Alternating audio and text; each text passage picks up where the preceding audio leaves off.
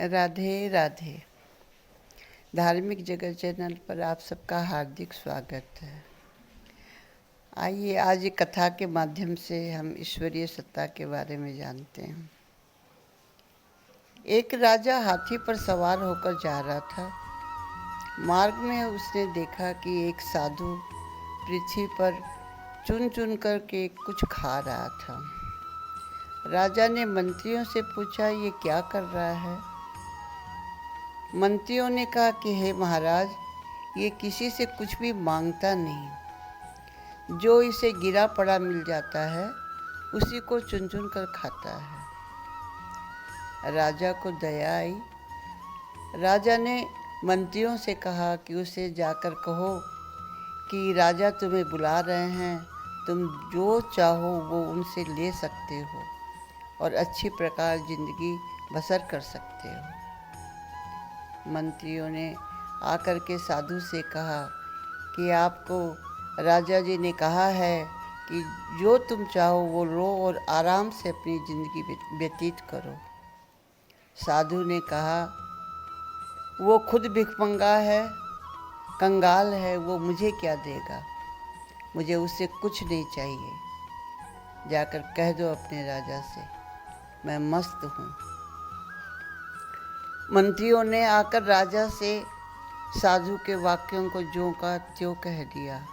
राजा को बहुत क्रोध आया और वो घोड़े से हाथी से उतर करके उस साधु के पास आए और कहा कि तुमने ऐसे कैसे कहा कि मैं भिखमंगा हूँ? मेरे पास खजाने भरे पड़े हैं, पूरा समृद्धि से मैं भरा हुआ हूँ, तुमने मुझे कंगाल कैसे बताया? साधु ने कहा, अच्छा राजा, ये बता कि अपने बगल वाले देश के राजा को हरा करके उसके राज्य को और तू अपने राज्य में मिलाना चाहता है कि नहीं? राजा ने कहा, हाँ बिल्कुल मिलाना चाहता हूँ और इसके लिए रोज मंदिर में जाकर भगवान से प्रार्थना करता है और बिल्कुल करता हूँ।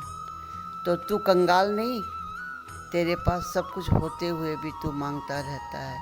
मेरे पास कुछ भी नहीं है और फिर भी मैं नहीं मांगता, तो मैं राजा और तू कंगाल है। राजा ने निर्भीकता से उस साधु की ऐसे वचन को सुन करके अचंभित हो गए और उन्हें आभास हो गया कि ये साधु आत्मज्ञानी है, ब्रह्मज्ञानी है। वो चरणों में पड़ गया और कहा कि हे महाराज, हे संत, आप मुझसे कुछ न कुछ तो जरूर मांग लीजिए। मेरी इतनी प्रार्थना आप स्वीकार कीजिए। संत ने कहा, ठीक है, मांगता हूँ, जो मैं मांगता हूँ वो तुम दो मुझे। राजा ने कहा, बिल्कुल दूंगा। तब संत ने कहा कि पहली मांग तो मेरी ये है कि मेरी तरुणाई जवानी वापस कर दो और मुझे बुढ़ापा कभी ना आवे। दूसरी मांग मेरी ये है कि मुझे मृत्यु कभी नहीं आवे। और तीसरी मांग ये है कि मैं हमेशा निरोग रहूं।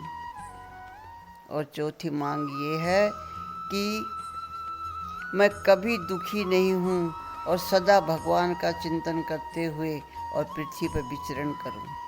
मुझे कभी कोई दुख की प्राप्ति नहीं हो।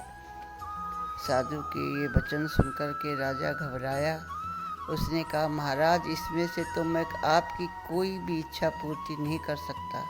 न मैं तरुणाई दे सकता हूँ, न आपका बुढ़ापा रोक सकता हूँ, न मृत्यु को रोक सकता हूँ, न निरोगी होने के लिए कुछ ऐसी व्यवस्था कर सकता हूँ।